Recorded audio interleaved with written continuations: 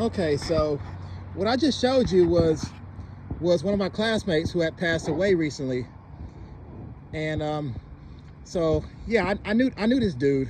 He was in a grade ahead of me in high school. So I just I haven't really met him until probably my freshman year in high school.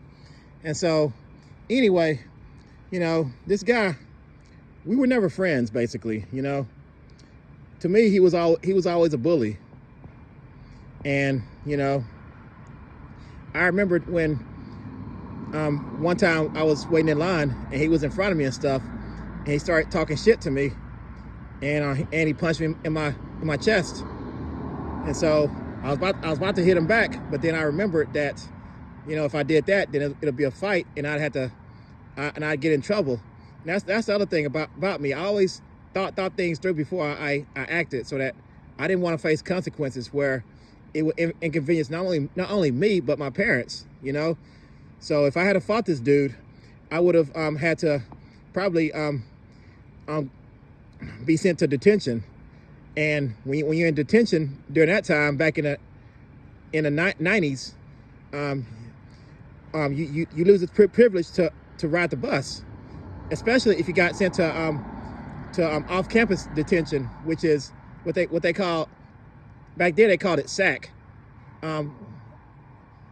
which stands for Special Assignment Center, and then they later changed it to AEP, which is Alternative Education Program or whatnot. So basically, if I'd have fought this dude, I would have probably been sent to that detention, off-campus detention, where I would lose the privilege to ride the bus. And back then, I didn't have a way of going to school and stuff by car. So I actually relied on a bus in order to do so. And I didn't want to inconvenience my neighbors into having them take me to school and stuff, because that actually happened to me back when I was in middle school. And so it was, but that's why I didn't fight him back. And so, and throughout my high school years, he always criticized me. One that stood out was where he told me that, that I shouldn't try to fly a plane, And so that's something I plan on doing in the near future. I'm gonna learn how to fly a plane. I don't care what he said. His words are meaningless to me. So anyway, and so basically, like I said, we were never friends. So I mean, and years later, actually many years later, back in 2021, right after the big snowstorms here in Texas, I actually ran into him when I was doing Instacart at a Brookshire's grocery store in Hallsville, Texas. And he tried to he came up to me and tried to shake my hand and stuff. I just looked at him funny. I was like, I mean, what? Why are you trying to come up to me, shake my hand? Because I remember, when we were back there in high school, where he always used to bully me and stuff, and saying things that are, that are negative, telling me what I can't do, what I shouldn't do. And so I told him, I mean, why are you trying to shake my hand? We were never friends. You always used to talk shit about me and stuff. You always used to bully me. And he never apologized to me. He just said, that was back then. Come on now, why can't we be cool these days? I said, and that's when I told Michael Ventimiglia that I wanted nothing to do with him or his brother, because they used to bully me back in middle and high school. I knew his brother Paul Ventimiglia since middle school, and we were never friends either. And so that's why I told him. I told him what I told him. I told him that I wanted nothing to do with him or his brother. And he said, well, go fuck yourself then. And I retaliated by telling him go fuck his mama. And then I made him mad. He walked right back up to me and said, come on, man, my mama died. And I said, you know what? You shouldn't have been insulting me. If you hadn't told me to go fuck myself, then I wouldn't have to insult you and your mama, because I don't take shit from nobody these days. not even from you. And he hesitated. He would not dare say a word to me. And he looked around and he saw people staring at us and stuff. I was ready to go. I was ready to punch him in his face if need be. If he took the first strike, I was gonna strike him back this time. But all of a sudden, I saw that he had tears in his eyes, and he started apologizing to me and stuff. He started calling me sir. It was actually, well, he didn't actually apologize. He actually did something better than apologizing to me. He actually said, yes sir, I understand what you exactly what you're saying. I shouldn't have done what I did, you know.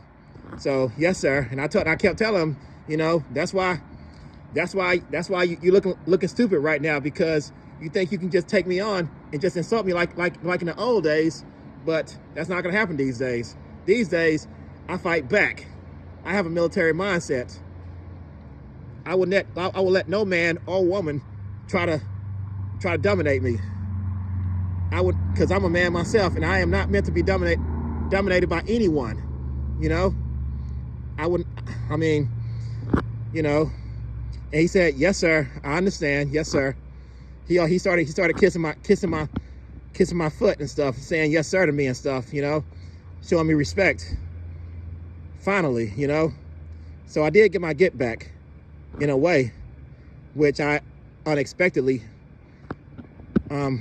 I did not expect him to just start kissing my feet and stuff, calling me sir, but he did that day at that grocery store in Hallsville, Texas.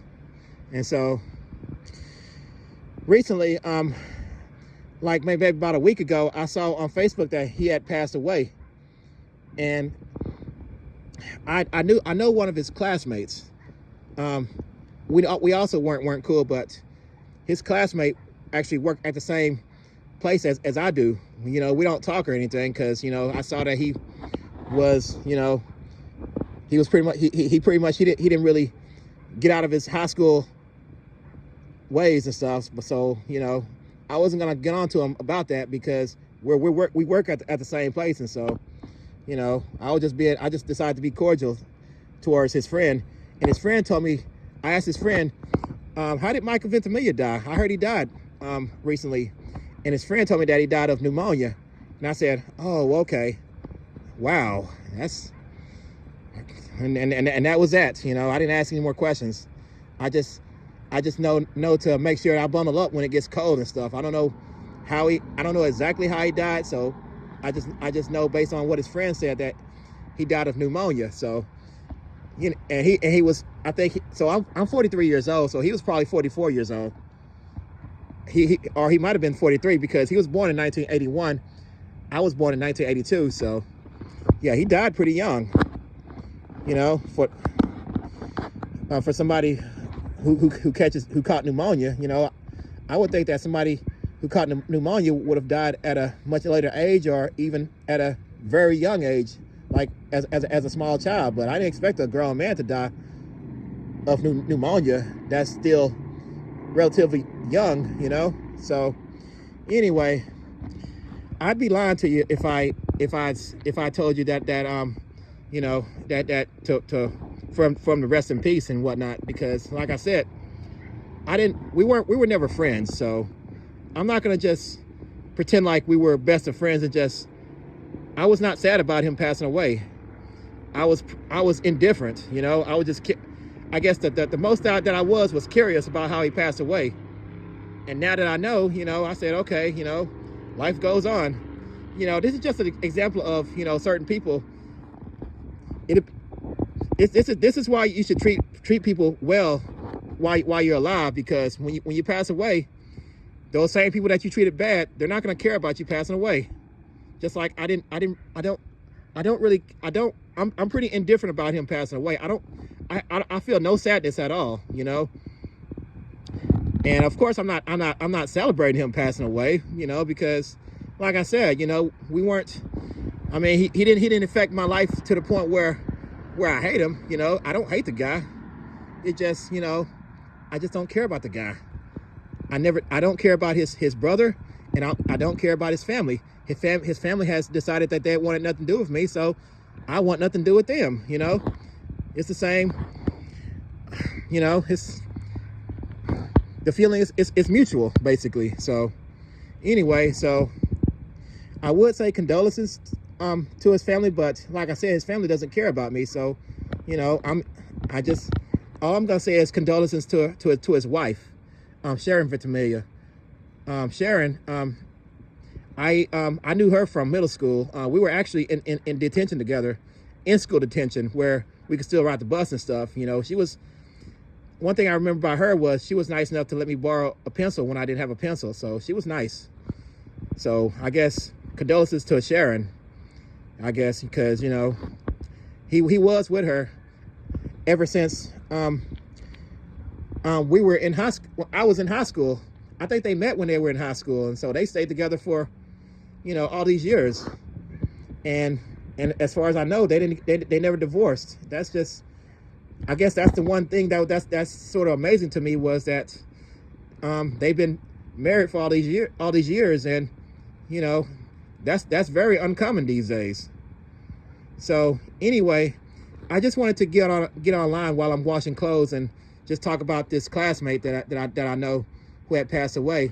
I'm going to be talking about other classmates that I've known that have passed away in recent years. Some of them were very close friends of mine, and others, you know, not so much, but I'm still going to talk about them, talk about my experiences with them. And so anyway, so I'm just going to finish right now. I'm just trying to get my clothes dry. And so it's Christmas Eve, and, you know, I got off work about a few hours ago, and so I'm just washing clothes, and right now they're in the dryer. And so I'm just going to chill out and just, I guess, you know, think about what I'm gonna do tomorrow for Christmas Day, since I'm off tomorrow. All right, well, like and subscribe and share this video, and I'll talk to you later.